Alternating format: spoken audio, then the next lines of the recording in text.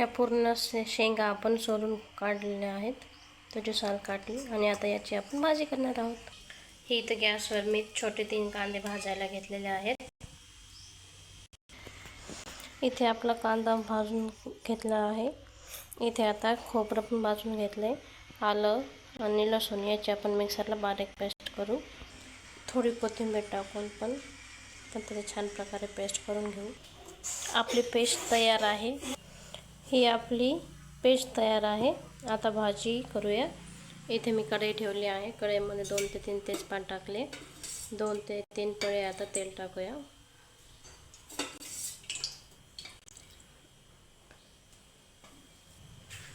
आता ही पेस्ट आपण यात टाकू.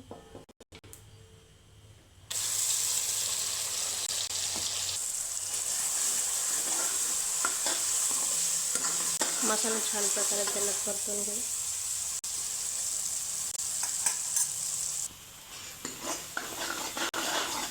आपला मसाला छान प्रकारे तेल सुटले.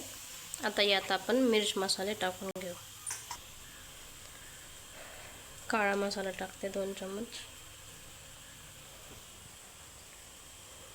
लाल तिखट, थोडी धना पावडर, थोडीशी हळद. आता यात छान प्रकारे मिक्स करून घेऊ. कधी पण मसाले परतत असताना छान प्रकारे तेलात मिक्स करून घ्यायचे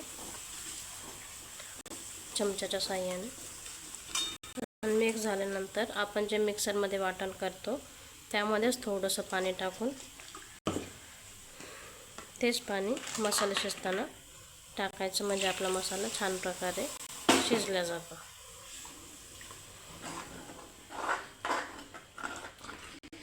आणि आपला मसाला पण छान शिजतो आणि भाजीला तरी पण खूप सुंदर येते.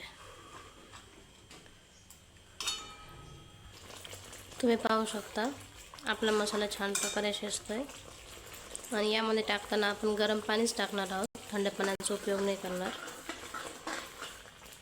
हे आपल्या शेवग्याच्या शेंगा आता आपण 2 पाण्याने चांगले धुवून घेऊ.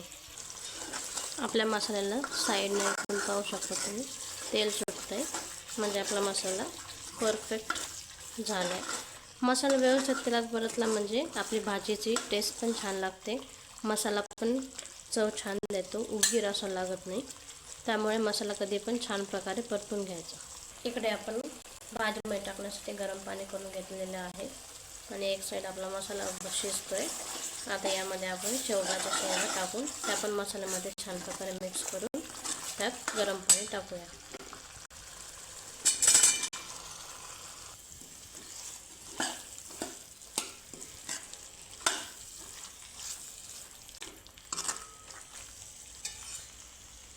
आता यात गरम पाणी टाकू.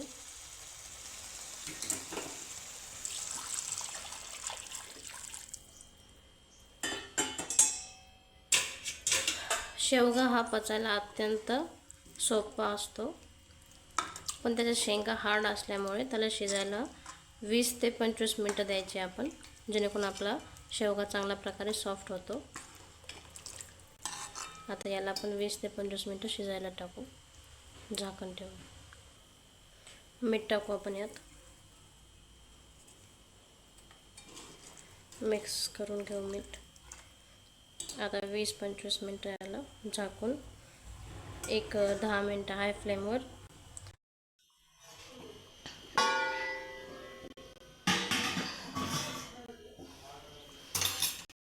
आता आपण पाहू आपल्या शेवगाच्या शेंगा शिजल्यात का नाही. हाताने सहज दाबलं जाते म्हणजे आपल्या शेवगाच्या शेंगा आता झाल्या आहेत. तुम्ही पाहू शकता आपल्या झणझणी शेवग्याची गावरान पद्धतीची भाजी तयार आहे. एका सर्विंग प्लेटमध्ये तुम्हाला काढून दाखवते मी आता. इथे पाहू शकता आपली भाजी झालेली आहे आणि आता आपल्याला गरम गरम बाजरीच्या ज्वारीच्या भाकरीसोबत खाऊ.